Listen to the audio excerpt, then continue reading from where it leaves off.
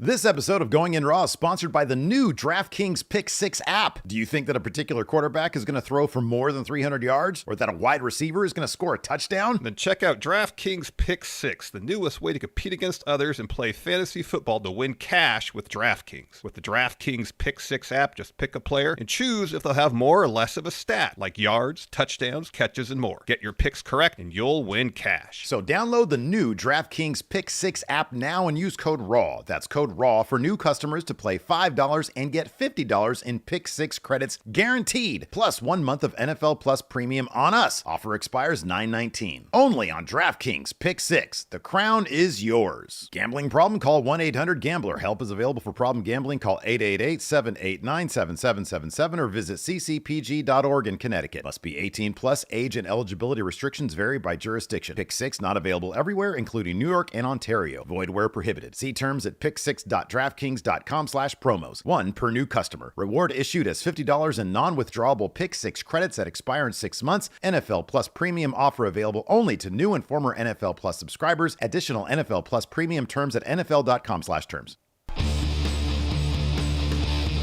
Hey, friendo, Steve here. Yeah, Larson. And welcome back to Going In Raw, the only pro wrestling podcast you need to be listening to. On today's episode, we're talking last night's Monday Night Raw. What a pleasant surprise. It was the last one. For now, that's going to be 3 hours. Wait, It's not what? true. No, it's not the last one for now. You got the whole month. Oh, it's not starting until October. October 7th is the first day Okay. that we're getting 2 hours of Raw. All right. Well, So, it's the last quell your month. enthusiasm It's a the little. last month of 3-hour Raws. Get people all excited. Oh, 2-hour Raws next week. Yay. Not happening. Well, I guess in my enthusiasm, I thought it was way to bring things down, Larson. So, Congratulations. I'm just keeping it real, man. Anyways, so yeah, it's going to be 2 hours for the last couple months of 2024. But there seems to be some ambiguity as to how long that is going to be the case. So why don't you go ahead and fill us in on that? Yeah, so of course, 2-hour Raw starting October 7th. Seems to be the case through the end of the year. But starting January 2025, when Raw makes the jump to Netflix, it's going to be 2 hours. It is going to go back to 3. Here's some news on that. WrestleVotes tweeted out today, quote, regarding the news of Raw switching to 2 hours for the rest of the year, I've heard that many production and social staff who work behind the scenes found out in real time, just like the rest of us. As for what this means for 2025 and Netflix, one source said WWE is eagerly anticipating the freedom to vary run times as needed. No firm decision has been made either way. Fightful Sean Ross Sapp tweeted the following, quote, to reiterate from yesterday's post-show, I did have it confirmed within WWE that SmackDown will continue at 2 hours. I didn't hear back when I asked if Raw would move back to 3 hours. So, Dave Meltzer, though, on the latest Wrestling Observer Radio, basically says, nope, 3 hours on Netflix. These transcripts are from Wrestle Talk. Quote, it's a 3-hour show and it moves to Netflix. I got it confirmed a few minutes ago. The basic situation is that it was a USA Network call, not a WWE call. I'm not sure why. It'll boost the ratings of the show because they won't have the third hour to drag down the average, but I'm not sure exactly why USA made the call. October 7th will be the first show under the new 3-month contract, which is the $25 million deal for 3 months, which is way below market value. So for that 3-month period, WWE had the choice between Peacock or USA. Essentially, Peacock was not willing to pay extra, so they would have taken it and taken the 3 hours, and I guess the USA was only going to take the 2 hours because maybe they had something planned. The plans were to drop Raw at the end of this month, so whatever it was, this was the way that it all worked out, that they were going to take it for 2 hours. So they could have put it on Peacock, no additional monies, 3 hours, or get an extra $25 million, 2 hours. They took the money, 2 hours Raws for at least the end of the year. You know, Meltzer's record of late, perhaps not the best. I'm sure he has his sources. We have 2 sources here saying, kind of up in the air regarding Raw and Netflix. Meltzer saying 3. It's going to be a wait and see approach. I kind of like the idea of Raw's as long as it is, you know. It could be 2 hours. It could be 2 hours and 20 minutes. It could be 2 hours and, whatever. It could be 3 hours, depending on the stories they want to tell. I think that's kind of it makes it feel more like all the other TV shows that run on Netflix, where some are 38 minutes and some are 47. And it kind of just varies based on the stories they want to tell a particular episode. I think that'd be kind of neat. As long as it doesn't go longer than 3 hours, that's kind of the max. Generally speaking, even like the streaming shows have like, with like some exception, like for certain season finales of certain streaming shows, I know it's like, oh, this is like a 2 hour Game of Thrones or whatever, or it is, double episode or something like that. Yeah. But like generally speaking, like Ozark, for example, wasn't that all like, I don't know, somewhere between 58 and 61 minutes per episode? Yeah, I guess usually it's within a certain time window. Yeah, of time usually, frame. and some of them still adhere to, because some of the shows they have on Netflix are, of course, actual Netflix originals. They by that paid for and produced by Netflix, and some are shows they license and it's kind of label Netflix originals that probably aired elsewhere in the world and they licensed to bring and put on Netflix. And some of those might stick to the typical traditional TV length. For an hour-long drama with commercials, you get about 45 minutes of actual show, and for a half-hour show, you get about 22 minutes, roughly. So it does vary. On HBO, their original programming, which is all original, there's probably more variety, generally speaking. It's not like not like one episode is going to be 23 and the other one's going to be 55, Yeah, that's what I'm talking about. I feel like Raw is going to stick to, it's either going to be around 2 hours or it's going to be around 3 hours. And I suspect, I don't know, like it's been 3 hours since 2012, since the Raw 1000 episode. And so I suspect that they're probably I think the big question for me is, what is going to be the deal with, have we heard anything about commercials, for example? We don't know anything about that. So we don't know if they're going to be selling ad space on the product. Wasn't Netflix introducing an ad tier? Well, even if they did, I'm talking about the block of programming. Yeah, I understand. But if there's ads in it, WWE, as we've seen on the Premium Plus Peacock situation, we're still going to get like a lot of WWE packages and ads and whatnot, where the commercials are going to run on Netflix. So yeah, I feel like that's probably going to remain the same. I would think so, yeah. I mean, given the size of the roster and what they've been able to do with Raw as of late, I don't necessarily mind the 3 hour Raw. I'm kind of curious to see what the 2 hour Raw is going to look like. What does this mean, for example, for main event? Are we going to get like Pure Fusion Collective on main event instead of main roster? I don't know. But, I mean, that is sort of the downside to the 2 hour Raw is, number one, you look at the 2 hour SmackDown right now, not the most compelling thing in the world. I think that has more to do with the actual creative behind the Bloodline, which is the anchor story. The anchor story on Raw, there's several of them, number one, and they're all fairly decent right now. It's just firing on most cylinders, creatively speaking. And that, more than anything, dictates, hey, is this any good or not? But yeah, we'll see. I mean, look, if they find that the fan reaction to the 2 hour Raw is significantly better and improved, and if the creative is better and improved, then I don't know what that means for Netflix. If they have some sort of ad revenue deal, if Netflix said, hey, we asked for 3 hours of Raw on Mondays so we can run 3 hours of ads to the cheap customers on Mondays, that's probably going to override everything. Oh, yeah. And the 3 hour block will be 2 hours and 56 minutes to 3 hours and 11 minutes. You know what I mean? Something like that. So I kind of feel like dollars and cents is going to sort of be the bigger deal here. The business aspect of the move to Netflix is going to dictate how they approach things creatively, not vice versa. This is going to be one of those situations where 5 years from now, we're going to be like, remember that run of 2 hour episodes of Raw? That was fun. And then, that just I guess here's another question is as we saw with SmackDown recently, I'm just posing this question. I don't think there was necessarily anything that happened on Raw last night that would indicate this is the case. I think it's just more kind of the Bloodline saga on SmackDown, not exactly being in its prime era right now, creatively speaking. But we kind of thought maybe there was a period there on SmackDown where they were kind of, spinning their wheels a little bit to save the good stuff when they make the move to USA on SmackDown.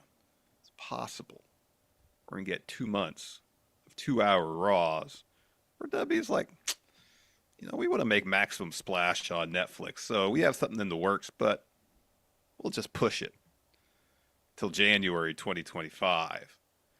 And we kind of get a little bit of Raw, a little bit of spinning their wheels a little bit.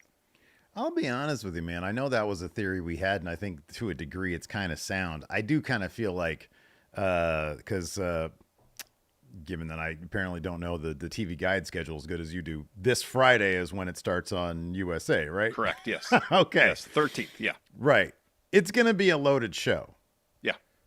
3 weeks from now, 4 weeks from now, I feel like their creative is just going to be their creative. I think that like what they got going on, I don't necessarily think, I think there might be some stuff like, okay, we're going to hold off on Cody versus Solo. We're going to do this instead of Bad Blood. We're going to do it on the first episode of The Rock might show up, given that he showed up on the first SmackDown on Fox, even if it's like in a cameo appearance. I don't know, like a, up on the Tron or something is a possibility, but I kind of feel like he's going to be, if, this whole Bloodline thing could turn around if The Rock ends up being like, the puppet master for the new mastermind behind it all, yeah. But, that's, whatever, a conversation for Friday, I guess. But I don't know. I kind of feel like the creative is the creative, and they will definitely have a loaded big-time first episode. So maybe the last couple weeks of Raw, because they're waiting to do the big angles on the first Netflix, the last couple weeks of Raw of the year, yeah, I feel you. I think they're probably going to be a little bit on senioritis, but I think that's just like intentionally holding back the good stuff. Maybe clip shows. Ideally, the last one would just be a giant clip show. How long have they been on USA? I mean, there was that spell where they were on Spike or TNN. And TNN for a bit, but Spike, for the most part, TNN. They've been on USA for 25 of the last 31 years at least. Yeah. So, yeah, roughly, there was I'm just guessing. Was it a 5-year block they were on Spike or TNN or whatever it was called? Yeah, I don't know. I mean, yeah, they'll totally forego the whole. They'll forget about the fact that they're on TNN. They might not run clips from the TNN era, but no. but they'll.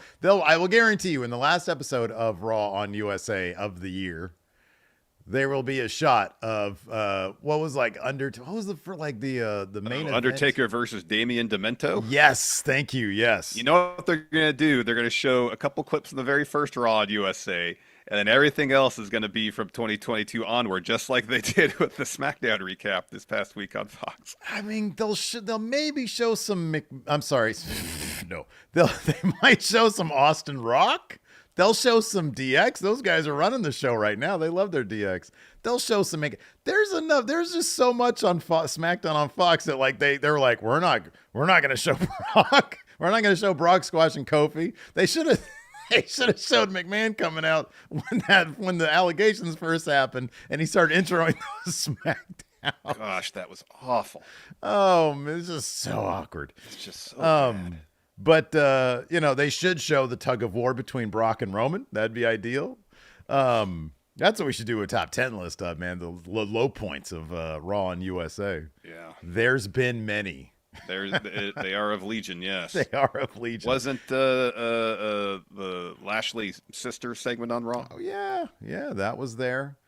The lowest point, of course, had to have been the interview with Pillman's widow. Oh, my gosh. That has to be the low point. That was so awkward. That is honestly the worst thing. Boy, that was bad. The whole guest host era? Yeah, that was bad. It's not as bad as interviewing somebody's widow. No, I mean, like, there was like 2 years or so sustained, like, bad, but no point was it as bad as that. No, I agree. Yeah. No, there was a lot of bad. But yeah, no, we'll get a montage. And yeah, a lot of it's going to be very recent stuff. I agree, because that was hilarious on SmackDown. They did that. But yeah, so I don't know. I do suspect that Raw will probably go back to 3 hours and they'll just sort of do it, a little bit here, a little bit, a more fluid situation. They don't have to cut to anything. They don't have to dump out to anything. They don't. They can have an overrun or not. Mm-hmm. Yeah. Well, here's another thing too. Wait, sorry. Quattro says, number one, getting kicked to Saturdays because of the dog contest. The Westminster Dog Show. Yeah. Called it a dog contest. I love it. I mean, here's the thing too. You mentioned they don't have to throw to anything. If a match in the middle of the show or segment's running long, guess what? They don't have to, unless they want to, compensate later on in the show and cut time. Right. Exactly. Yeah. So the show could run over 10 minutes. Yeah. Or if things are going short, They don't have to stretch things out later on. Yeah. Yeah. So that's good. I wonder for like, I don't know if it'll matter. Let me ask you this. Like, Sure. the pay-per-views, for example, Uh-huh. given that we're premium plus, on Peacock, Yeah. they run all that WWE ad stuff. What do you prefer? WWE ad stuff or regular ad stuff?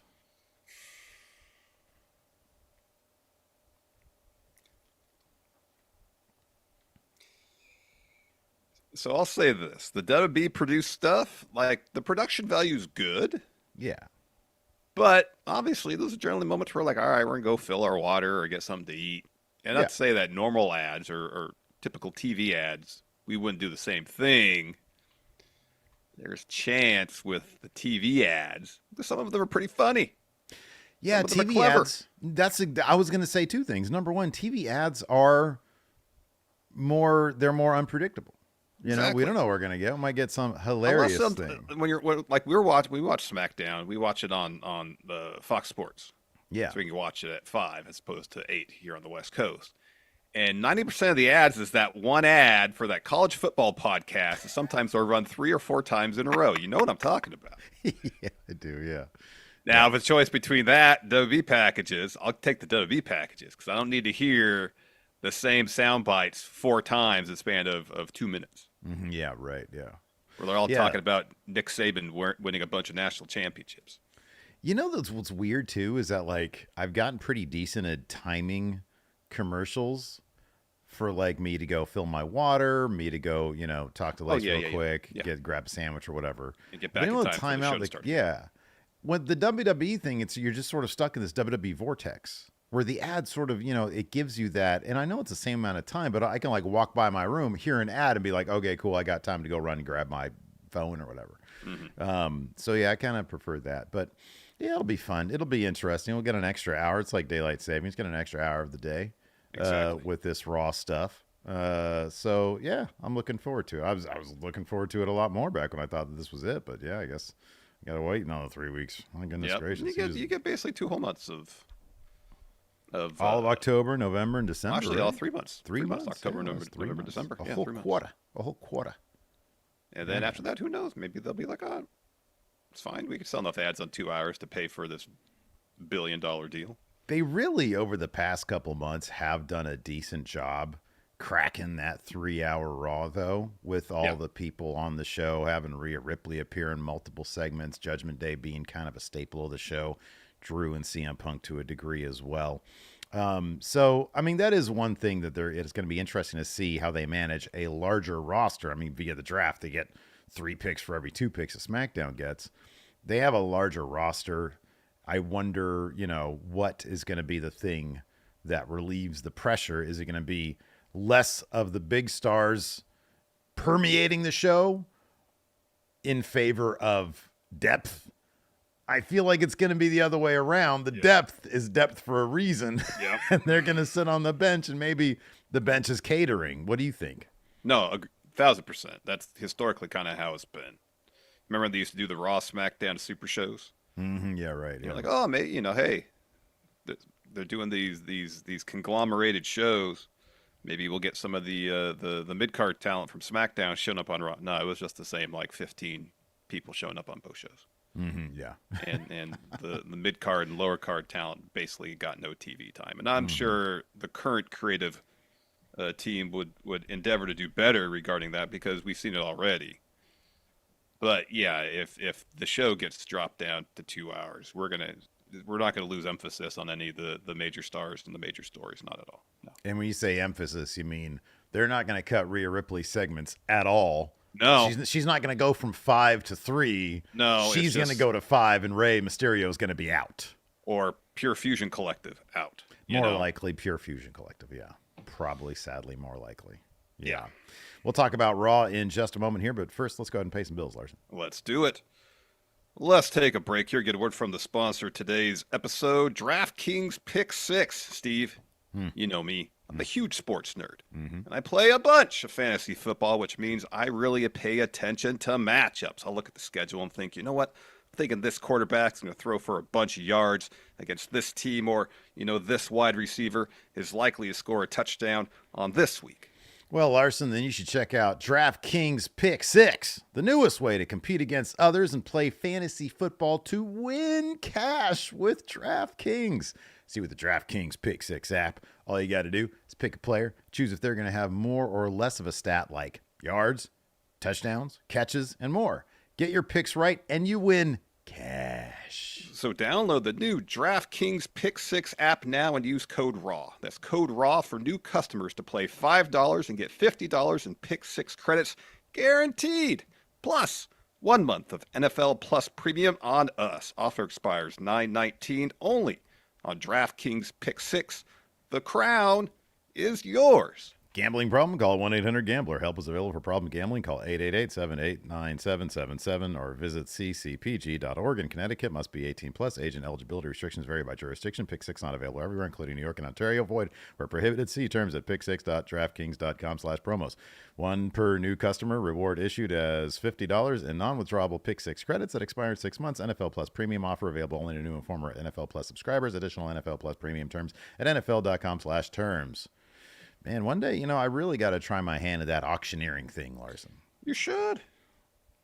What are these? Head, right here. I don't know what are they actually saying though. It's like someone what the top, whatever they call it, bid is, and then the bid, yeah. That people got their placards they hold up if they want to bid, and they would they have numbers. 850 years, 850, and they just repeat the same thing. Is that what they do? Yeah. 850 numbers. Yeah, I don't know what they're saying. I don't know what they're saying. I don't know. If I know what they're saying. I don't think I've ever attended a live auction before like that. Neither have I.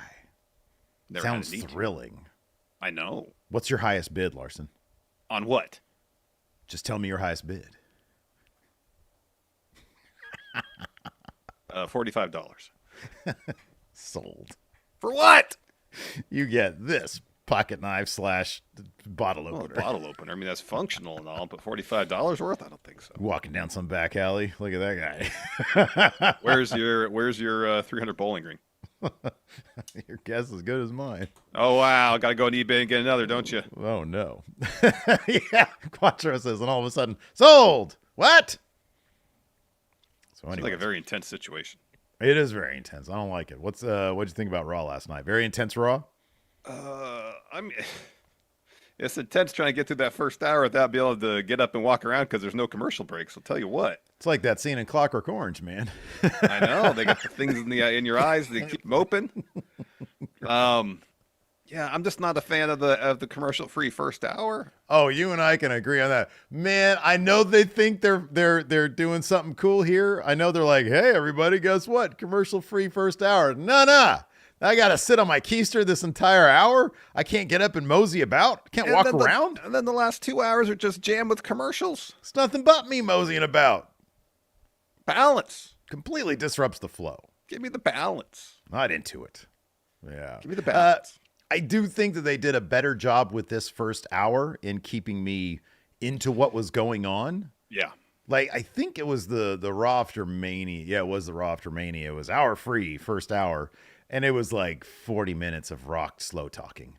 And I thought a lot of that promo was cool, but not all 40 minutes of it.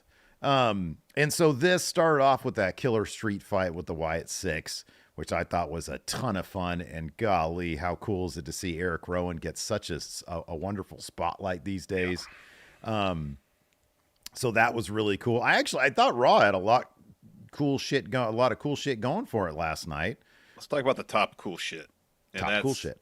Gunther interrupting the Bret Hart segment. Yeah. To tell him that Bret was his second favorite wrestler. Which is a high honor. It is. Behind his favorite wrestler of all time, Bill Goldberg. I mentioned this during the pre-stream, the pre-show. You and I lately, we've been like kind of, I don't know about this heel Gunther. Does he need it? What's the deal with it? I figured out, sorry to interrupt, but I figured out where the line is. When he's obviously just talking shit, yeah, it's great. Yeah.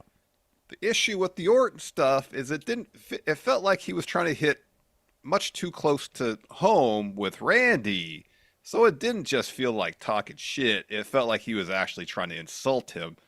Issue is, by any conceivable metric, Randy Orton's had a wildly successful career, and it's a stretch to say that he's underachieved during the course of his 20 plus years in WWE. You can't really insult Randy Orton. That's really difficult to do. You can, sorry, I was about to say you can call Damian Priest street trash. No, you shouldn't. It's not good. No. But his story of living on the streets, you can make that, Gunther as bad guy can be written to say the term street trash. Yeah. And it's like, oh, that might sting. That could get close, that could get under his skin. That makes sense. Bill Goldberg, under the skin, and he says it with such glee. Yes, trolling Gunther is now probably peak Gunther for me because he is really good at it. It really falls in line with smiling Gunther that we've seen over the past 2 years since he's come up from NXT. He's been smiling Gunther. Had the long Intercontinental reign, and it's like, this guy's just happy to be. He knows he dodged the Vince bullet. He understands that. Oh, he's having the absolute time of his life every week. And Triple H is pushing him to the absolute moon, as he should, because Gunther's the best. And so he's out there, and he comes down, and then who has to ruin the party? Sami Zayn. Man, Sami, I love him as a worker. I think he's great as conspiracy theory Sami Zayn, and especially as bloodline Sami Zayn. Boy, he was one of my favorites. Yeah, he was one of my favorites. Put your ones up. Come on. For who? For who? For bloodline Sami Zayn. Honorary Uso? Okay. All right. Yeah, put your ones up. Come on. Well, you don't usually do that for him. I'm definitely not putting up now for pandering fan guy Sami Zayn. I don't like that. He comes out, he ruins Gunther's party. Now that's a heel turn in my book. I want Gunther to squash this bug coming up at probably, I'd imagine, Bad Blood, right? Yeah, you think that'd be Bad Hasn't Blood. been announced. There's been 3 matches announced. There's going to be 2 more. That's got to be one of them, I would think. You would think so. I'm not sure Cody's going to be defending the title at Bad Blood. So if he's not, then it's got to be Gunther and Sami for sure. Because if Punk and Drew are going to be the main event, that Hell in a Cell match was made last night. Yep. That's going to be the main event. You got Gunther and Sami. You got Liv and Rhea. Right. What else has been announced? There was another. Wait, so you got Punk, Drew. Finn and Damian Priest. Finn and Priest. That's going to happen at Bad Blood. And you got to think there might be.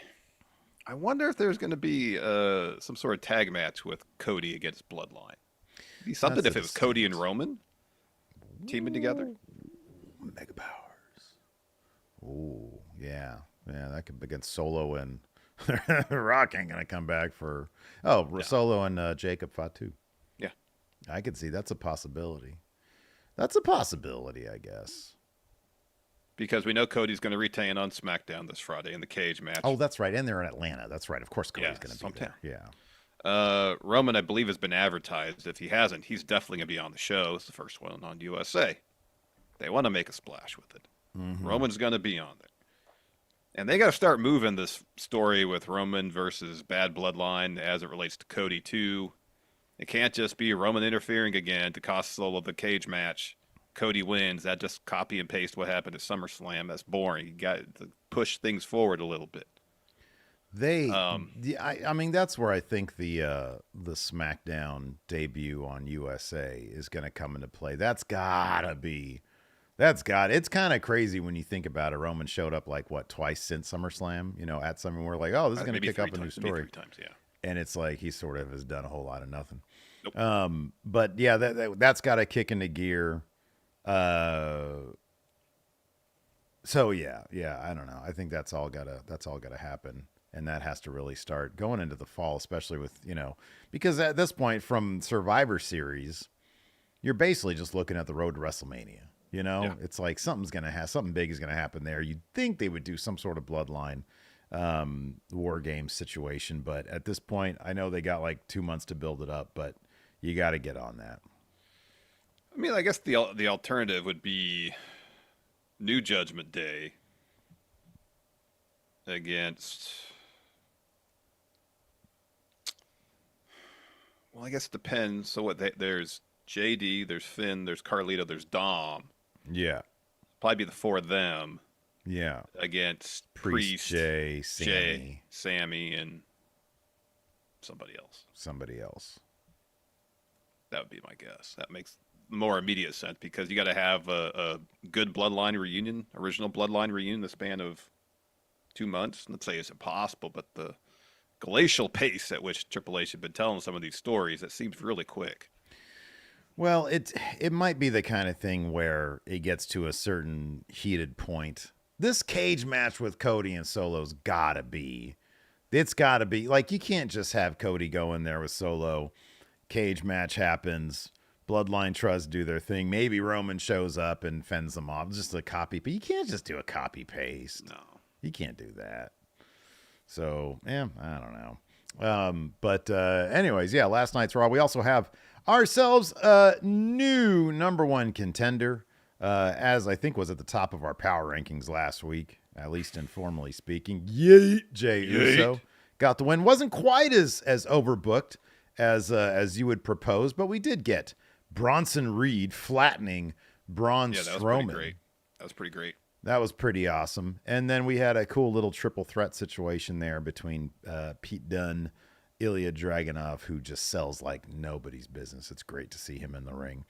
And then Jey Uso. Jey Uso was able to get the win here and had a face-off. Given how they did try their darndest last night.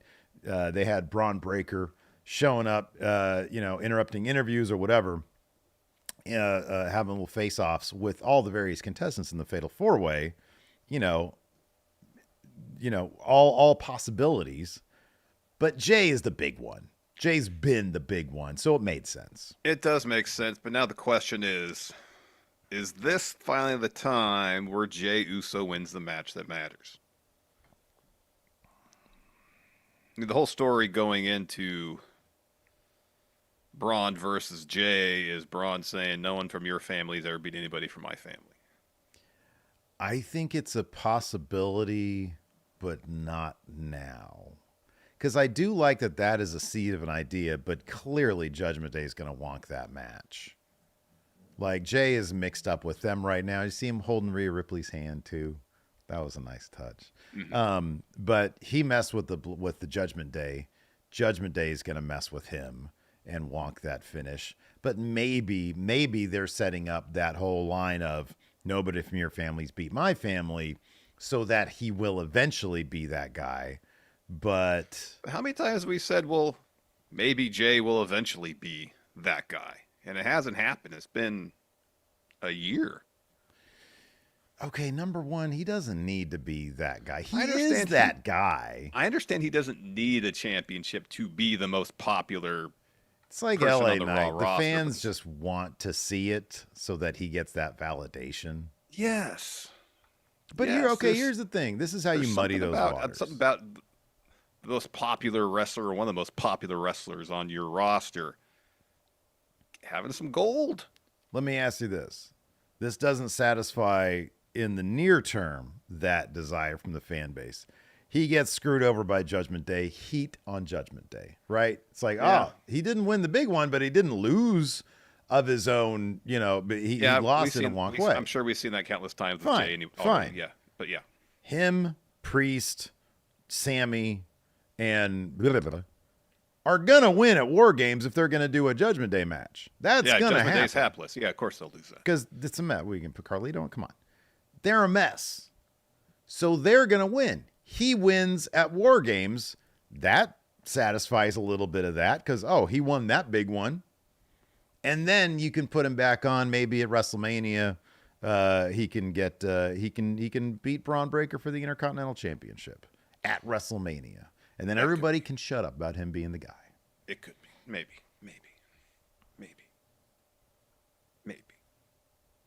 I think that's probably not a terrible, because look, you said glacial with Triple H's booking earlier. Oh, yeah, it is glacial. That is. But his popularity does not seem to be in danger of being on the wane anytime soon. And then there's also the idea that him and Sammy, at some point, and granted, right now Sammy's got to get squashed like a bug against Gunther.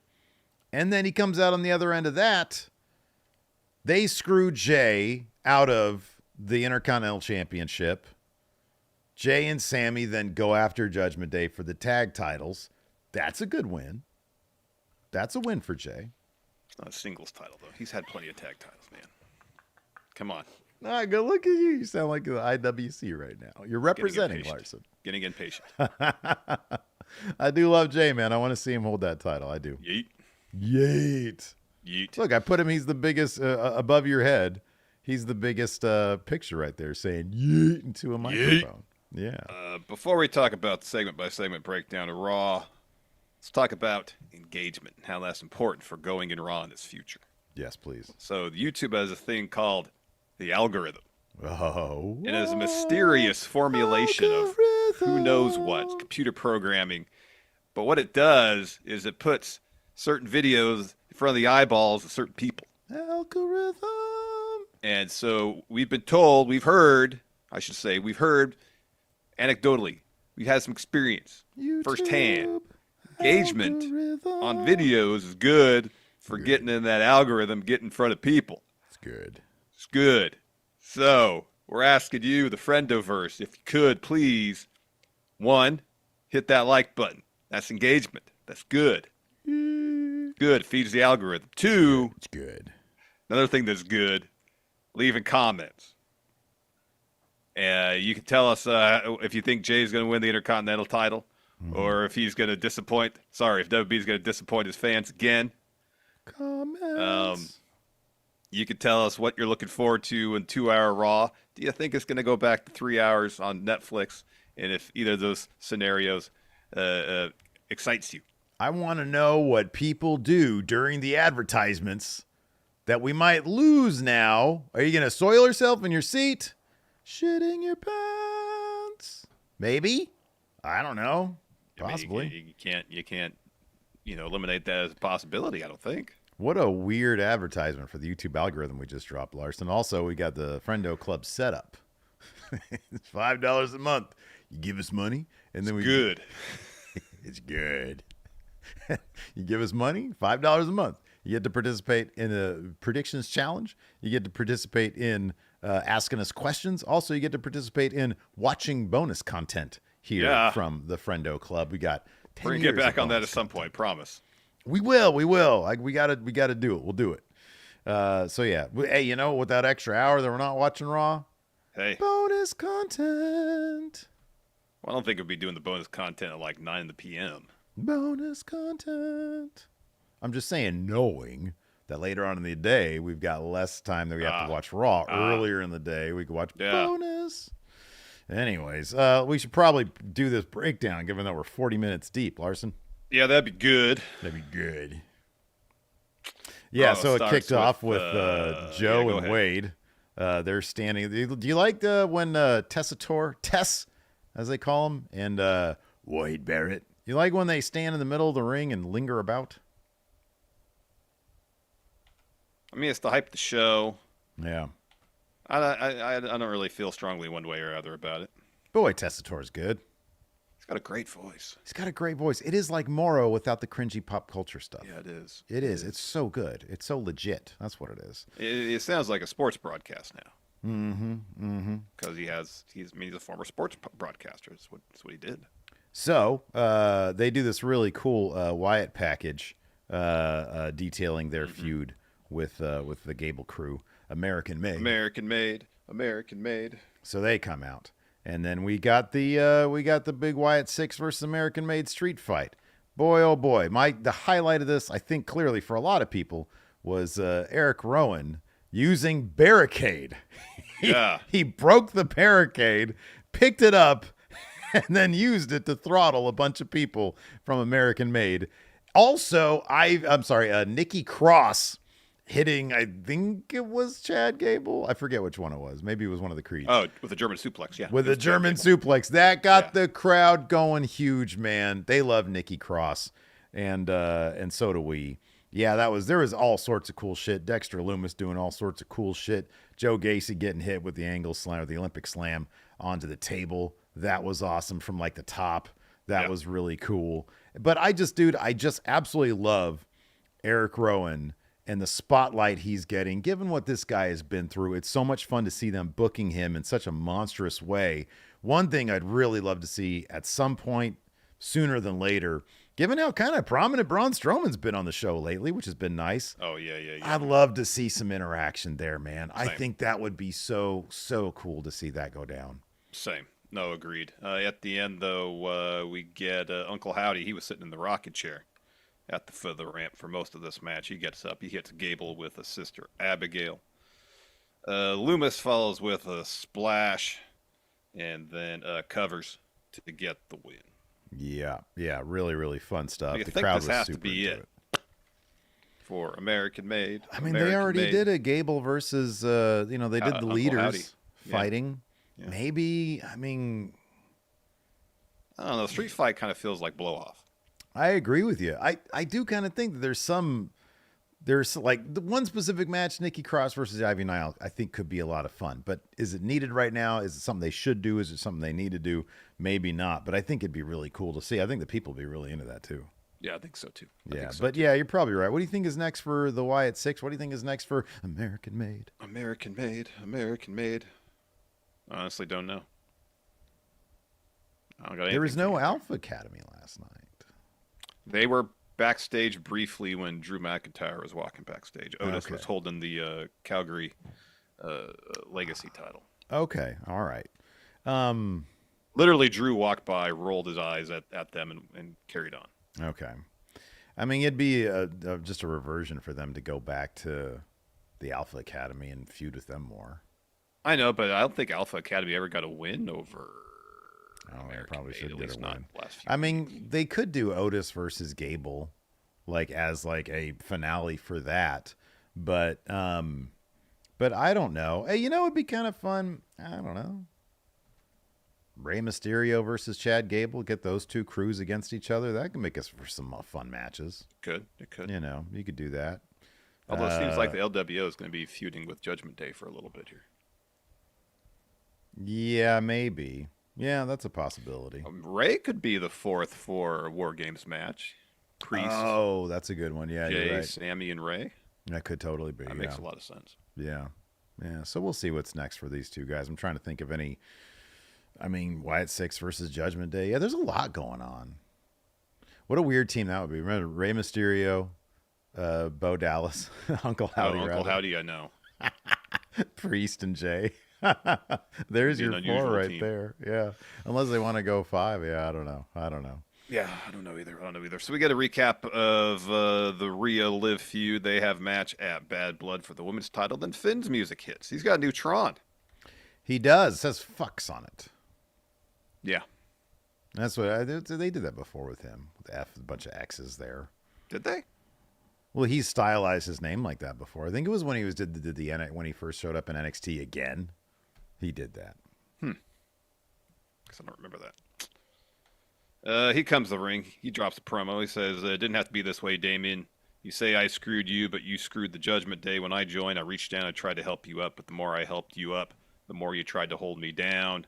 You held me down, your friend. I was your brother. I was the guy who had your back and made sure you stayed champion. Let's not forget I should have been champion a long time ago if it wasn't for you lurking behind me with that briefcase. Any chance you could. Any chance I came close to it, you screwed me out of it. I need you to stop hiding and come here because there's things I want to say to your face. Oh, man. So Priest comes down with the head of steam. Says, ever since you broke up real Judgment Day, I wanted to get my hands on you and you run from me. So here's what's going to happen. You say what you need to say, and then I'm dropping your ass. And Finn says, no. Oh, That's sorry, not. do your I Finn. got to do my Finn, bro. Come on. No. That's not how this is going down. You don't tell me what to do anymore. I'm not your sidekick. You turned Finn Balor into a sidekick. You and Rhea are going to fall on the same night because I want you one-on-one at Bad Blood. And then Priest is like, challenging me to a match? Fine, I accept. He says, now it's time for me to Now it's time for me to do what I came out here to do. And then Finn's like, didn't you forget something? What about the old Judgment Day playbook? Which is just a bunch of idiots coming down and doing a whole lot of jack shit. And Priest Although says, they were more successful this time. yeah, Priest is like, I wrote the playbook. I'm going to explain something to you. And then he decks Finn. Carlito and JD come through the crowd. Same with Dom. Carlito and JD attack from one angle, and Priest is able to lay them out. Dom tries to fly off the top. Priest catches him. But then they're able to get in a chop block and beat him down. Rhea comes out with her crutch limping down. Dom meets her at the foot of the ramp, and then Liv comes down. Rhea takes her out, and then Rhea attacks Dom with the crutch, and then Liv hits a chop block. So yeah, they beat up Rhea and Damian. Finally, after what feels like forever, Jay runs down with a chair. Like, they've basically done what they need to do. But Jay checks on both of them. And Jay and Rhea are holding hands, and it's kind of nice. It was. After that, we got a recap of BRON and Bronson Reed a couple weeks ago. Jackie's interviewing BRON backstage, asked how he's doing after the injuries sustained after eating a tsunami on top of a car. And he says, Jackie, it's not a secret I'm still banged up. That being said, I knew I had to be the one to stand up to him. No offense to The Miz, but he's no match for Reed. Last week didn't help my injuries, but I won't use it as an excuse. For a decade, I've shown the WWE Universe it's going to take a lot more than that to keep the monster down. I may be wounded now, but I'm here to remind everyone the wounded monster is even more dangerous. So then Braun Breaker steps up. Says, you are a monster. I can see it for myself. I'm here to prove to you, the world, you don't need to be 7 feet tall and 900 pounds to be a monster, because I'm a dog. The reason you're still standing here is because you never stood in the ring with me. Strowman says, that's what you think. You know what you know who you're talking to, kid? And Braun says, I hope you win. I hope you win. See you around, you big sob. You know, I don't know how I feel, because Braun Breaker actually comes off like a real human being. He's really good in these. Yeah, he is. Like, he is really good in these, especially the Butch one. Okay, Pete. Oh, I love hearing when he called Braun, instead of saying big SOB, he says big sob. Yeah, like, he's really good in these. He knows when to use regular Braun voice and when to put on the Steiner voice. Yeah, it's really good. It is. Okay, Pete. I don't know why he said it like that, but it was so damn funny. It was. Oh, man. After that, we had the Unholy Union versus Jade and Bianca here. Let's see. Bianca basically just dominated this shit, man. It was the inverse what happened at the Bash match. She isolated Unholy Union herself.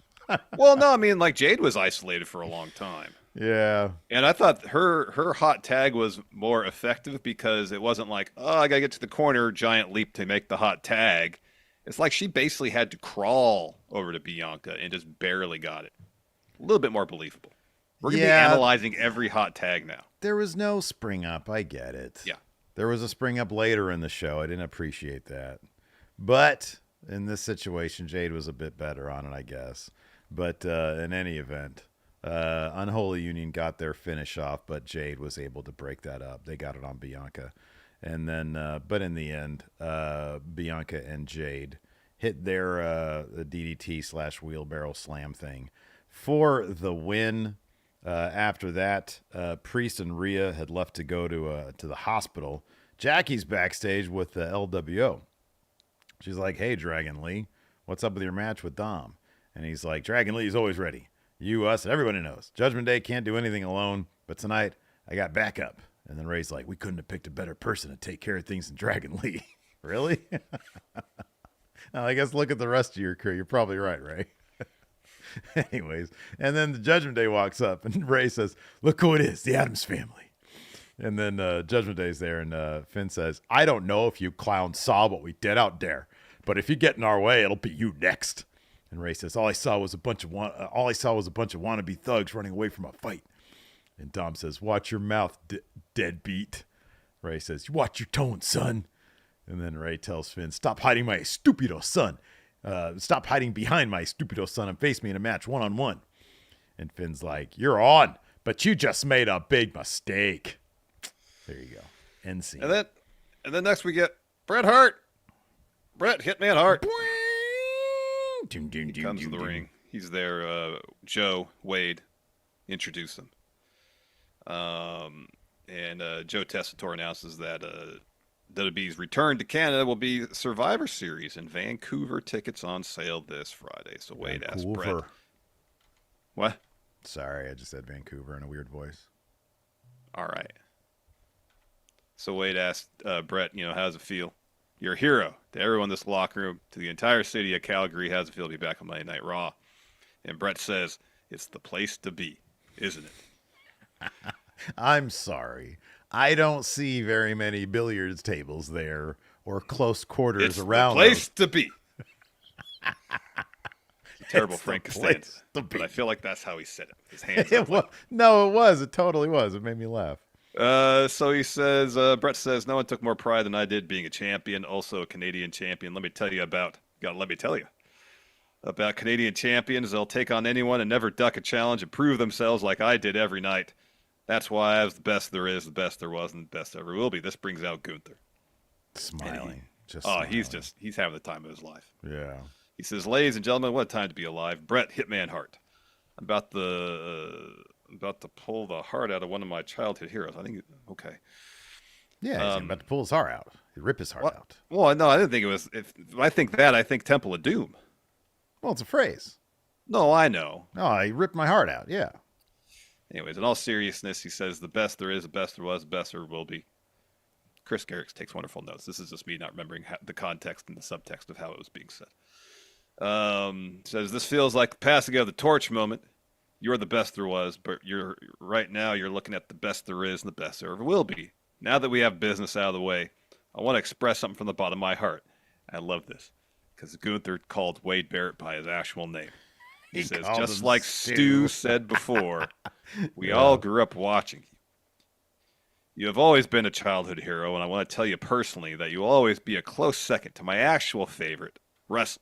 And then he takes the best pause, and he's smiling this whole time. He just can't wait to deliver this. It's such a great bit of comedic timing because he looks around the crowd, and they all know that he's about to drop a bomb on him. Yeah, and he says, my all-time favorite is Bill Goldberg. And Bret just smiles. He just knows it's a fucking funny joke. Yeah. But he can't even sell that he's mad about it or anything like that. He's just like, yeah, that was a good one. Oh, man, and then the party's over because Sammy's here. Hats off to Sammy. He's had the Johnny Gaudreau jersey on. Yeah. He and his brother. Yeah, absolutely. Tragically passed away recently. So, I'm not a hockey follower. Yeah. But, based on what I understand, Johnny Gaudreau was a massive part of Calgary. And WWE did a killer job paying homage to him. They did a couple different things. Yeah, absolutely. So, but yeah, from a character perspective, Sammy coming out, and being like, hey, you don't crack a joke against Bret Hart. He's a hero to everyone here in Calgary, everybody backstage, generations of wrestlers. And more importantly, he's a hero to me. You may have that belt around your waist, but Bret Hart set the tone for what it means to be a champion. And what do? I challenge you. You put your tail between your legs and run away. You want to say you're the best there is? Prove it. Me and you. Part 2, World Heavyweight title. And Gunther says, Sammy, I understand this with all due respect, Bret, you're not in my league. Sammy, as much as you want to be, and as much as Bret is your hero, you're far away from being in the league with Bret. What does that tell you? My answer remains no. So he leaves the ring, and Bret says, that doesn't look like a champion to me. It looks like a coward. So Gunther gets upset. He takes his jacket off. Sammy goes to the floor to meet him face to face. They start throwing hands. Refs come out to break it up. Gunther backs up the ramp. Sammy gets back in the ring. He and Bret talk a little bit, shake hands. Something I thought about, man, because I know last week the idea that Gunther now as a bad guy ducking fights doesn't necessarily sit right with you, and I understand that point of view. I wonder if they could justify, because at some point he's got to kind of justify, unless they just needle him so much into saying, or Sammy needles him so much into saying yes. I kind of like that less than at least Gunther having an explanation. One of them could be, and I think there might be some legitimacy behind this. I had that title for 666 days. I had it for almost like a year and a half, year and 8 months, whatever. Nearly 2 years. Yeah. Nearly 2 years, right? I had that title for a very long time. You held it for 4 months. So what does that tell you? That WrestleMania win against me was a fluke. You're not on my level, and you're not going to be on my level. I can see that being maybe how he justifies it. He's like, I took that loss, that fluke loss, and what did I do? I wrecked everybody until I got this, which validates me as a champion. But you're sitting, and then I beat Randy Orton. And you're sitting here, you couldn't hold on to that thing for 4 months. And then when you did lose it, you lost the rematch, which I didn't even get against you. Yeah, and that's so why do you him. think you have a shot at this? You couldn't even get back your Intercontinental Championship. That's better than, I know Gunther said you're not on my level, but that, without a deeper dive into it, it just sounds like an excuse. You know, absolutely, and especially based on wrestling conventions as with heels. You know, it's like, you're dodging the fight. No, I'm not gonna accept your challenge. And that's just kind of what it feels like. But if it's an explanation as you laid it out, I'd be like, all right, it would make some sense. Yeah. You can't. Here's the thing: you can't assume that that's his reason. He's got to at least give some hint that that is the sort of the situation. Yep. After that, Pete Dunne is backstage. Braun Breaker walks up, says, I didn't know what to think of you back in the day when you're hanging out with Sheamus. Remind me, what did you call yourself? Dunne says, please, do not call me that name. Braun smiles and says, all right, Pete. Dunne says, tonight I take one step closer to that title. Tomorrow I smash Trick Williams, get closer to the NXT title. Then I'll smash you, and you can call me double champ. Braun says, listen, Pete, worst thing you can do for your professional career is convince yourself you could beat me because you can't. When it's all said and done, you have that stupid look on your face, that stupid shrug going, man, what happened out there? Man, Braun is a badass. Man, why are the dogs barking so loud in Canada? Good luck. Oh, Braun is good, man. Yeah, I'm really appreciating his work. He's getting these days. a lot more comfortable. Here's the thing, though. I don't think he needs to hold on to that title for a super long period of time. I don't you either. know, I don't either. Then we got Dom Mysterio taking on Dragon Lee. Oh, I forgot. Sorry, I didn't mention. Sheamus came in and busted up Butch, and then there was like a big to do there. He got a shillelagh back and tried to hit Pete Dunne with it, but Pete Dunne ducked it. Yeah, right. So then we got Dom versus Dragon Lee. Despite what Rey Mysterio said, Dragon Lee was not the best competitor to handle this business, although it took a distraction from a huge brawl ringside between the rest of the LWO and the rest of the Judgment Day. Distracts the ref. Liv gets in the ring, hits Dragon Lee with a chop block. Dom hits the 619 frog splash to get the W. Yep, correct. After that, Jade and Bianca are celebrating backstage. Damage Control walks up. It's Io and Kairi Sane. Bianca's like, is there a problem? And Io says, no problem. We just wanted to say nice win out there, but don't get used to having those. They walk away before Jade says anything. And then after that is Pure Fusion Collection of the Collective. Right, yes. Before that, though, they do the tribute to Johnny Gaudreau. Joe Tessitore talks about what he meant to the city of Calgary, and then they have Jackie out in front of the arena. And, you know, there's hockey jerseys and hockey sticks and flowers and just things generally that meant a lot to both Johnny and his brother. And I know Jackie's covered hockey in the past. She was getting super emotional. She was, yeah. So, yeah, that's super sad. Super, super sad. After the commercial, Zelina makes her entrance. Lyra Valkyria is doing her entrance. Sonya interrupts and says, this is a joke. I understand why you're out here. You try and fail every time, every week. Why will this be different? Oh, because you got a mystery tag partner? Ooh. Says, reality of that tag partner is going to be destroyed by the three of us. Message to whoever is back there, step up and shoot your shot. Of course, it's Natalya. We do that. Makes sense. And, Pure Fusion Collective didn't get the win here. No, they all tapped out. Sharpshooters. Collectively tapped out. So Zelina, Lyra, and Natalya all get the win here. Yeah. After that, we've got that bit you mentioned earlier where Drew is backstage, sees Alpha Academy, rolls his eyes at Otis. But before he comes out, we have Natty, Zelina, and Lay backstage. Bret walks up, gives Natty a hug. He's like, this isn't a Bret moment. It's a Natty moment. Nay, a Bret moment. And then There you go. Drew comes out. Yeah, Bret Hitman Horse comes out. No, Drew comes out. He starts talking a lot. He's like, he says, "Don't stop. Come on, keep chant." Because, of course, he gets the CM Punk chant. He says, "It doesn't frustrate me anymore when it's chanted. It's simply in memory of." He says, "Y'all see what happened last week? Not the violence. That was poetic. Did you hear what he said? He stood here and said, I beat Drew in a strap match and I touched a couple of corners and I'm done with him and now going to fight for the world title." He says, "Let's recap. He screwed me out of 3 times out of a title. I pinned him at SummerSlam because he's the best at touching 4 corners. We're moving on." "I don't think so, you arrogant prick. I know you expected me to gloat about last week, but I haven't been talking about him since January." He says, "I made him a bigger star, but I can live with it because I ended CM Punk's career. On to the future. What now matters now is me, Drew McIntyre, the world title I've been cheated out of, but actually, my first Hollywood movie comes out with me and the animal Batista this week. There's one loose end I need to fix, though, and I'm afraid I got some bad news. It involves you, Wade Barrett, Stu Bennett." So he goes and directs this at Wade. He says, "I don't have many friends in this world, never mind the company. We go back decades. We traveled together, lived together. We got arrested together." He says, "You're the only logical voice that brought my case against Punk.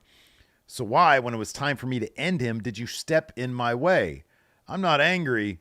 I'm just disappointed." And he says, and he gets out of the ring, goes to him face to face. Says, "If you do it again, I'm not going to be disappointed. I'm going to be angry. I'm going to do something about it." So Wade takes off the headset. He's about to throw. Pierce walks out. Enough. Drew, have you lost the plot so much? It's not about Punk anymore, but you want to fight with your friends? Fight the only person who's keeping your head above water? You want to fight him?" He says, "I don't think you want that." He's like, "Guys, I'm sorry for the interruption. Drew, if you join me in the ring, I have some info you need to hear." He says, "I was talking to my friend," Drew says, "I was talking to my friend man to man. You're just a corporate suit. The guy Punk kisses the ass of, so you have to say something, say it quick." So Pierce basically says, "I spoke with Punk, and as much as you would think you ended him, he's not done, and he's not done with you."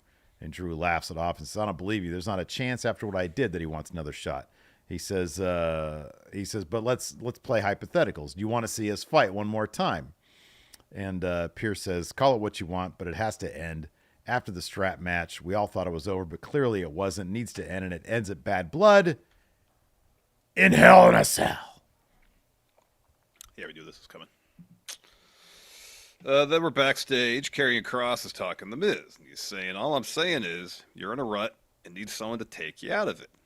Well, Xavier Woods comes in and says, "Kross, what's your angle? Why are you doing this?" Kross says, "Just a friendly chat. Good luck with the Kofi situation." Woods says, Miz says, "I hope you didn't listen to him." Miz says, "Are you kidding? I invented that move. He's not wrong. I am in a rut. People know I'm going to be destroyed by Bronson Reed." And Woods says, "No, you're the guy who defended the WWE Championship against John Cena at WrestleMania." And Miz says, "I know. Look, I understand what you're trying to do, but you won't understand." So Kofi walks in. Woods is dressed as Bret Hart. He's got the sunglasses. He's got a T-shirt that has like Bret's singlet on it and stuff. So Kofi walks up and says, "Hey, Bret, why is the Miz wearing a boo-boo face?" And Woods lifts up sunglasses and goes, "It's me." And says he's mad because Bronson Reed is gonna dig up in him. And Woods says, "You were at Dragon Con while I was here." That was a pretty funny way of saying that. He's gonna dig up in him. He says, "You were away at Dragon Con last week while I was here at work. And I got us, guess what I did? I got us a tag title shot." And Woods is like, "All right, I'm happy we get a tag title shot, but you just took a shot at me." Yeah. That was the expression on his face. And he says, "I thought last time we talked, we mentioned singles titles, but tag titles means more money in the winner's purse. It means we get to walk into our 10th anniversary as the best there is, the best there was, the best there ever will be." So still tension, lingering tension. Yeah, a little bit of passive aggressiveness. Yes. Yeah, this isn't going to go well for them. So, historically speaking, no, that's kind of probably might be the end of the New Day next week. I think it could be too much. Could be a sad passive aggression. It's gonna be a sad day if the New Day actually break up. It's gonna be a bummer. Might be, man. Might be after been a long time. Been a good run. Maybe this is all prelude to Big E making a return. I'm not saying necessarily to wrestling because he hasn't necessarily said any indication that he's near that at all, but a return to TV. That'd be nice. That'd be cool. He's been all over those pre-shows, all the kickoff shows, whatever they call them these days. Yeah, he's been all over those. It'd be pretty awesome to see him in that in some sort of role. But man, I don't know, man. I kind of suspect that it would be just a story beat to facilitate continuing on the dissolution of the New Day. He comes in, try to play mediator. Nah, doesn't happen. Doesn't work. Yeah, that could be. That's my guess. You know what, man? I do have faith, though, that because here's the bottom line is, man, you're the best place you could possibly be is a compelling story. When Vince tried to break them up before via the draft, and apparently they didn't even know about it until they were in the ring and it happened, that's not compelling. That's just a bummer. Yeah.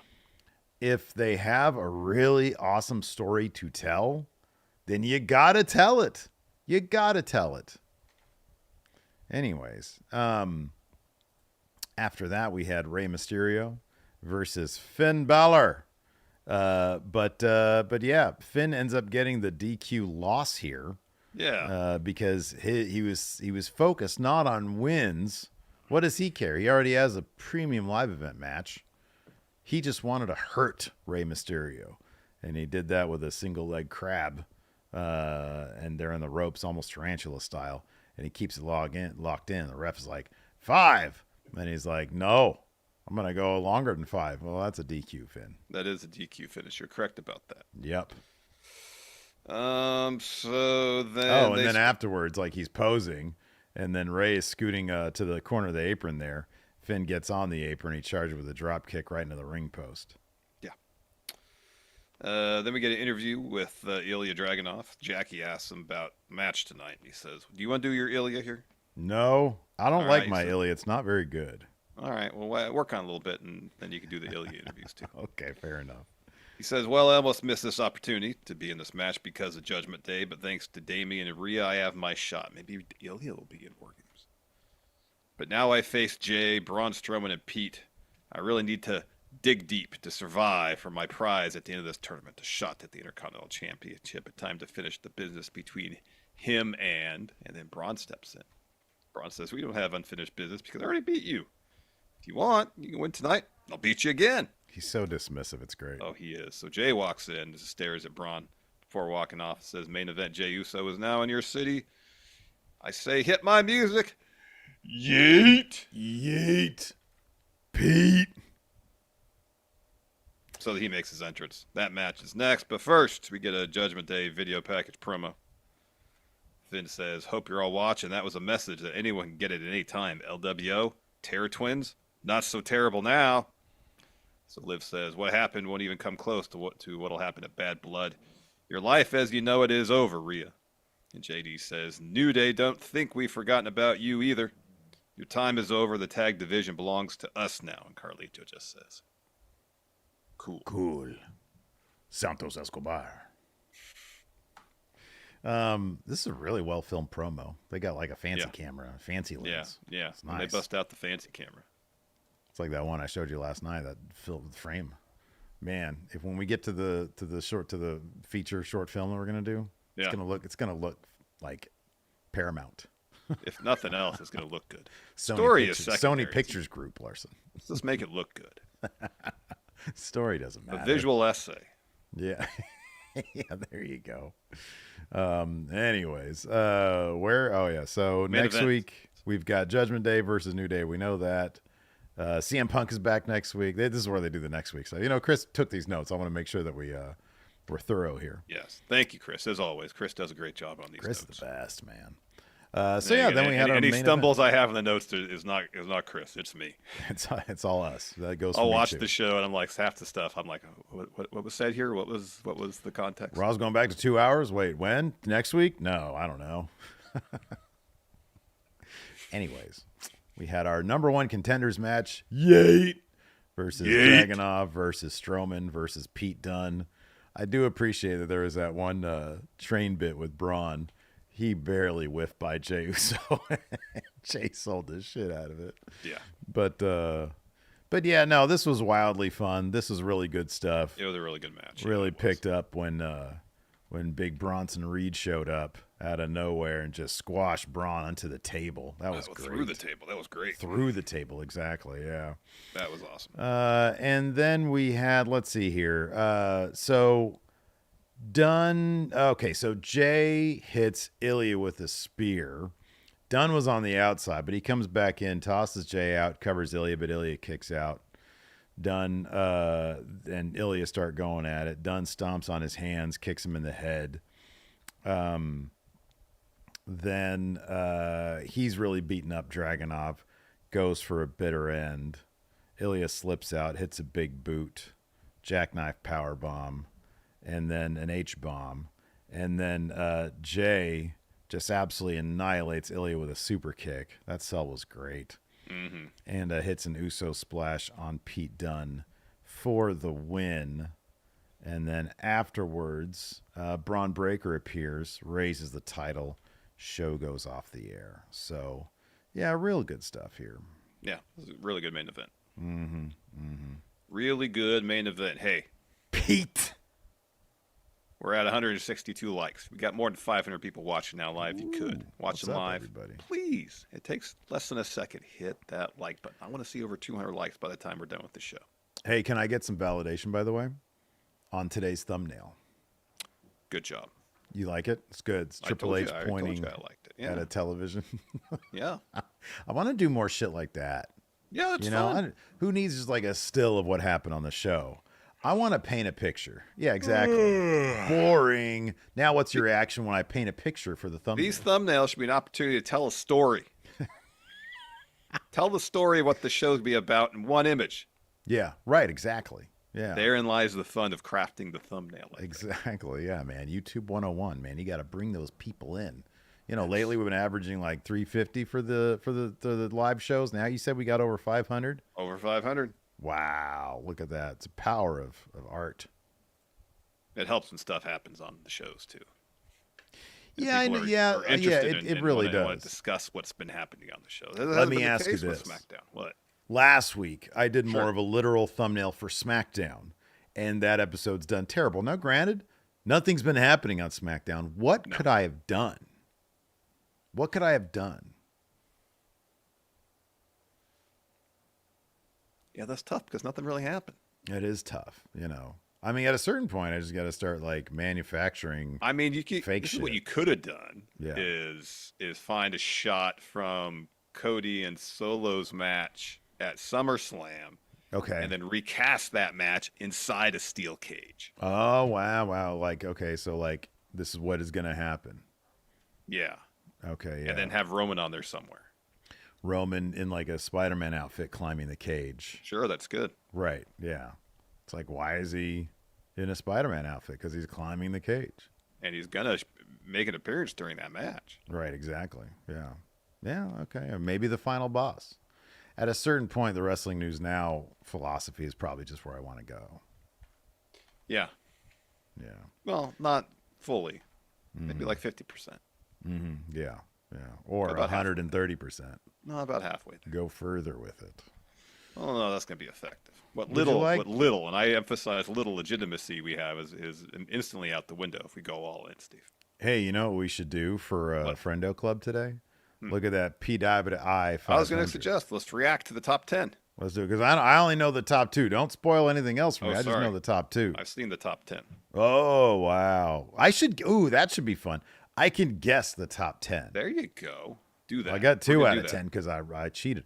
How do you like all the people saying I was cheating on the last star rating thing? The reaction thing. I mean, you got to accept those. I mean, it's not like you did so overwhelmingly great. You got 3 out of 5, which is very good for us. It's good. That's not like you got 4 or 5 of 5. Right, yeah. But I will say this. Yeah. You have been known to bend the rules a little bit in your favor in the past, so you kind of have to just accept those. That's like a shocking allegation right there. And like not even a founded one. Unfounded is what that is. You literally had the lyrics to Kingdom, Cody Rhodes theme, taped to your wall after I challenged you to sing the song. They were there. You didn't memorize them. You read them off the wall. I don't remember that being the case. Also, you cheated the Friendos out a lot of channel points because you bought a purple iPhone and put a channel bet and then bet on it. I wish you would stop lying. I really do. because you're bent about that because you thought you knew me so well. That is not the reason I was upset. The reason I was upset is that you cheated people out of channel points. Are we going to do another channel point bet with the phone? Because I'm going to get the new one. I'm going to do it, and I'm going to bet. And the shoe will be on the other foot now, won't You're it? going to get one of the new phones? Yeah, I need a new phone. This mine is about to. I It barely charges anymore. These iPhones are such scams. I looked at mine and it was like, your battery now only holds 88% of the original charge. What is the built-in obsolescence? Yeah. It is. Oh, yeah. Oh, Yeah, as soon as they start coming out with the new ones, yeah, they send out some sort of update built into that shit. Oh, boy. I just don't think they're made to last 10 years. No, I think they send out some shit that's like, hey, start gooing up these phones, man. Anyways, let's go ahead and dive into these questions here. Let's do it. Alex Foster here says, what wrestler would Gunther put over to you guys in order to shake you? Oh. If Gunther said to Steve that Adam Mayhem was his favorite wrestler. Yeah. My favorite wrestler is Adam Mayhem. I'd be like, man, fuck you, dude. And then he'd chop the shit out of me and I'd cry and shit my pants. You would. You absolutely would. I mean, I don't like, he is your favorite wrestler. He would say that he would be like, Going in Raw is my second favorite podcast. My number one is JD. Man, fuck you, Gunther. Oh, man. Oh, AJ Otani says 2-hour Raw is a bad idea. Unless they move some stories to SmackDown, Raw is going to feel cramped. No, man, that's another word. It's packed. Jam-packed. Yeah, we're going to get a lot more segments on Raw, probably. Shorter matches, more segments, I would guess. Yeah. But yeah, some people are probably going to lose their TV time for a couple months. Probably. Nia Kyle said, I hope I'm proven wrong on that. Nia Kyle says, if you could only have one play-by-play commentator to commentate WWE premium live events, would it still be Michael Cole, or you'd give Joe Tessitore the opportunity? Michael Cole. It's Michael Cole. Yeah, Michael Cole. As you know, I thought Joe was better this week than last. Yeah, he's great. I want to see where he is a couple months from now. Well, Michael Cole is the voice of WWE. He is. That's what Cody says. That's what Cody says. Yeah, no, it's Michael Cole. Rob Codes NY says, "Oh no, Steve's an Apple mark." Well, yeah, because I'm smart. Androids are for big dummies. You've never even had an Android before. I remember when you did, and you fucking hated it. There's some aspects of it I didn't like, but there's some aspects of the It was iPhone just I don't pure really care for frustration either. all the time from you. Yeah. I remember you used to hit that. You used to abuse that thing, man. Oh, I don't like it. In what sense? Stupid thing. Well, Doing that stuff. Jam your finger up on that thing. It's probably because I dropped it. I did have one of my Androids did have a giant crack down the front of it because I did drop it. Oh, okay. All right. So that's on me. In any event. Yeah, that's an old in-joke of mine. I call people big dummies. It's easier to take out my frustrations and my own ineptitude on a piece of technology than to look in the mirror and blame myself. Wow. No, that was my favorite in-joke. It's a joke, everybody. It's a joke. I know Androids are fine. But that was Enforcer's favorite joke, I think, was me calling Android users big dummies. Yeah. It used to pop him big. Anyways, yeah. Oh, yeah. C Machine here says, should Gunther just brutally squash Sami Zayn at Bad Blood? Yeah. Yeah. Yeah. Luis here says, would the feud, Swerve Hangman, have been better if the Texas Death Match and the Steel Cage match had been switched in order? Not exactly what happens, I would guess. The stipulations involved. Oh. That would have made sense if after the first match, after Brian Cage interfered, Hangman says, I want a Steel Cage match to keep... no, Cage interfered in the Texas Death Match. I think it was Prince Nanda's that Swerve got Nanda's crown in the first match. Mm-hmm. Regardless, if Hangman has said, I want the Steel Cage because I don't want any Mogul Embassy interference, and then Texas Death, say we got the story we basically got at the respective matches as they happened, just the stipulations were different. Oh man, I don't know. I think the finish made sense for each of the matches they did, and the finish to the second match of the Cage match made sense to be the biggest thing of them all. So I kind of feel like it went the way it should have gone. Dirty Rich says, "What's the celebration plan for the 10-year anniversary on the 22nd?" We haven't really talked about it. It's 12 days away. We haven't discussed it. 12 days away. We haven't discussed it. What is the date? The 22nd? 22nd. You know what day of the week that it is. a Sunday. It's a Sunday. I don't know. We can think about something. Put our heads together. What do I have going on? I got something on the 21st. What do I got on the 21st? Yeah, I got something going on the 21st, too. What do I have going on the 21st? Probably soccer. Well, soccer's every week. I know that, but that's like nothing. Damn. We'll think of something. Something's going on. But on the 22nd, I don't know. Yeah, we can think of something. It'd be fun to go back and reminisce. We'll think of something. Let's see here. What are the DJE says, what are the odds we see either Cody or Roman move to Raw in January for the Netflix thing? I don't know. I think that given at that point we're on the road to WrestleMania. Because Raw will still have Punk and Drew and Seth. I think the road to WrestleMania, they'll do what they did last year, and they'll just muddy up a little bit. Maybe, You'll have Rock Cody on Netflix. You'll have Rock Cody on SmackDown if Rock's going to commit to like dates and a match at Mania. And then afterwards with the draft, I think it's a possibility. Yeah, post-draft is more of a possibility, especially if Cody loses that title to The Rock at WrestleMania. Yeah. Creamy Beef Tip says, which match would be more violent, Larson and Punk in a strap match or Steve versus Hilton in a coffin match, but the coffin is filled with all the dog poop he refuses to pick up? What the heck? What is this? That is the weirdest AI prompt I've ever heard in my life. That was a wild strange statement. Question. Crazy question right there. I would not fight Hilton.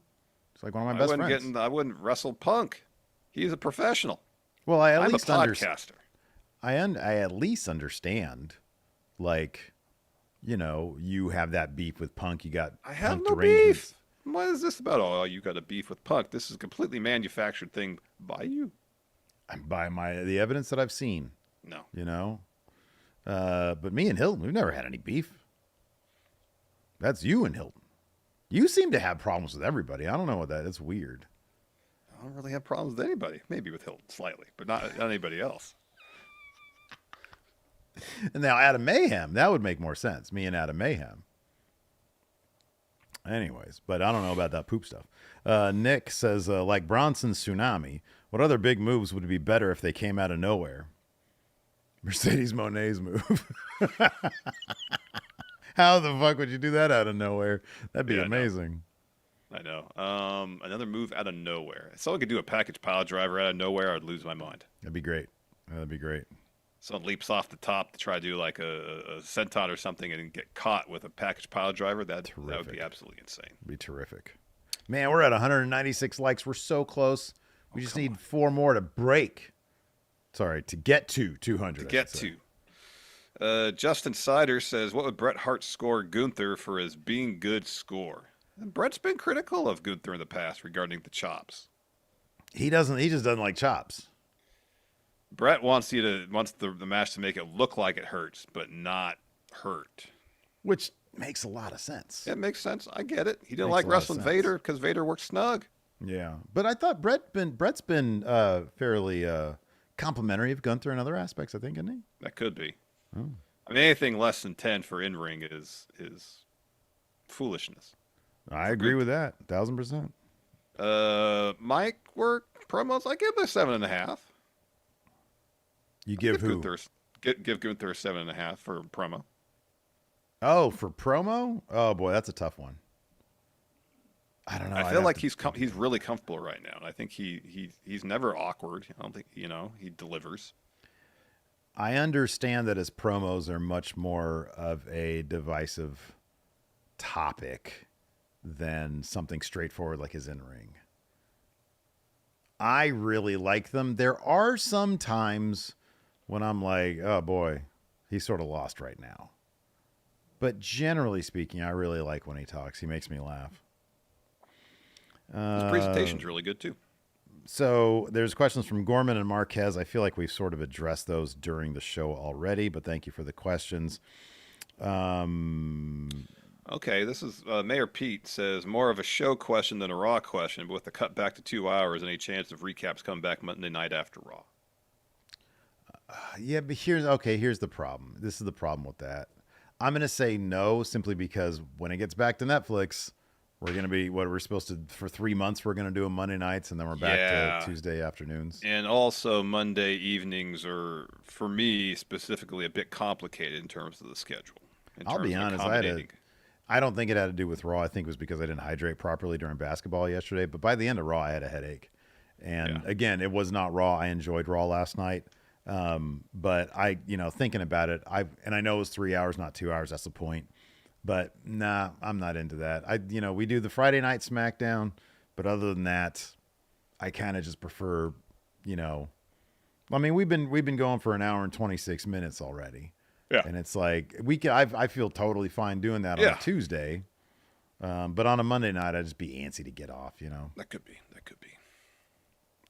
MHJ is here, says, is Jay past the point of no return for going back to teaming with Jimmy? He feels so natural as a solo act now that I feel if he were going to get to that point where Roman will acknowledge him as a big bloodline story beat in the future. I thought about that if Jay walks into the reunion of Good Bloodline as Intercontinental Champion, then Roman be like, all right, look at you. You delivered. You are main event Jey Uso now. I mean, he can even see just what Jay's been doing. I think that would be, even bigger. But boy, I'd love to get back to those dynamics. I really would. I would. Joe, the meme maker, I like this question, says, what failed gimmick from a different era could you see actually working now without the influence of the old man ruining it?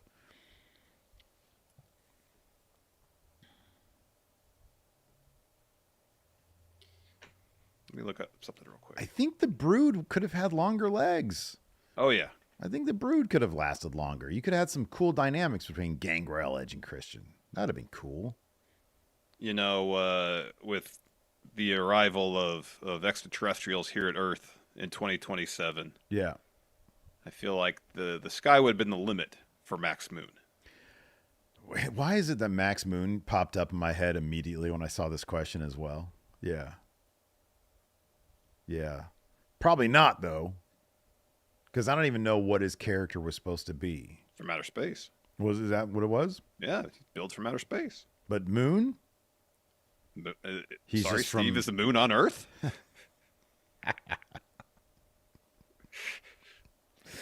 I don't quite know my geography all that great, Larson, so I apologize for that. But that's how far he is, just our moon? Well, I mean, I think that's, I don't know.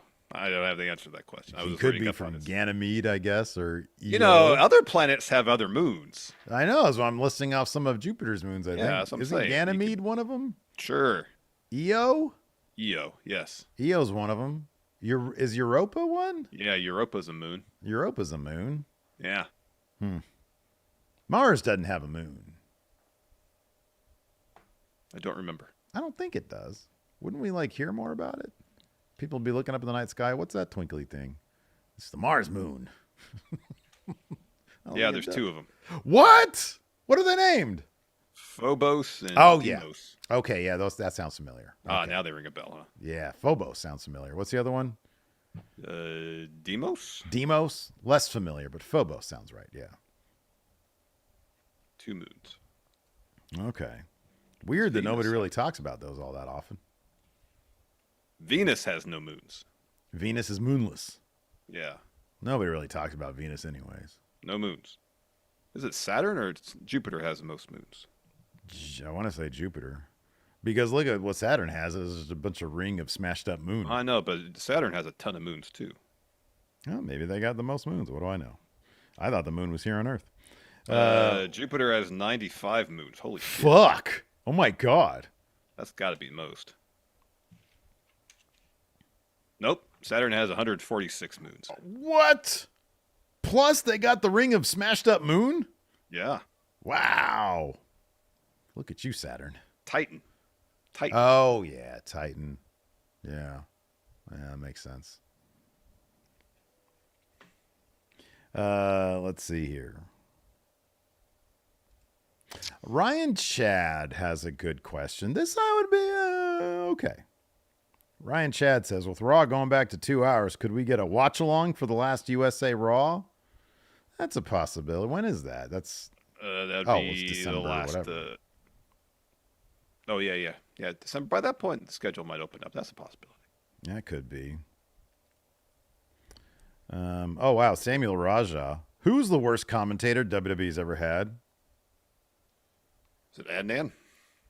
No, Adnan. I did not like Adnan. Is it that Mike Adamle guy? He's close. There is one worse one though. WWE? Yeah. Is it obvious? I'm just missing it. Not obvious. All right, who is it? It is. His name was. Oh come on, what was his name? You remember he was the comedian who was on like the first. Rob Bartlett. Yeah. Rob Bartlett. Yeah. Oh god. Oh man, try watching that first Raw with Rob Bartlett. Oh my god, it's just the cringiest humor. Painful. Which I mean, you know, I don't necessarily blame him. He was asked to bring that to the table, so to speak. Yeah, that was bad. Adnan was bad. Adamle was probably What did he call him? Jeff Harvey. Yeah. There's been some gnarly ones. Yeah. There has been. Let's see here.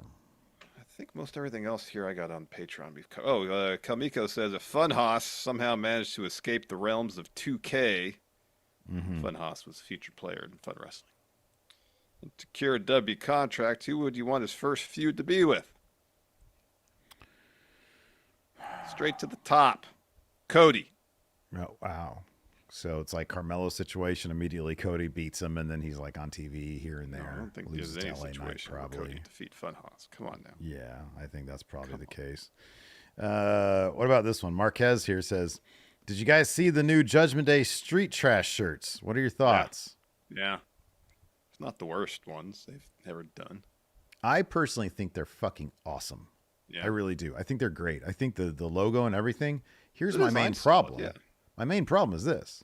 They have not referenced Street Trash on TV at all. Why are they selling these shirts? Yeah, it doesn't make a whole lot of sense. It's like we were going to do this, and the people who pay attention to like the dirt sheets know that we were going to do this, and then we're not going to do this unless they are going to do this. But they already have a new Judgment Day logo in Tron.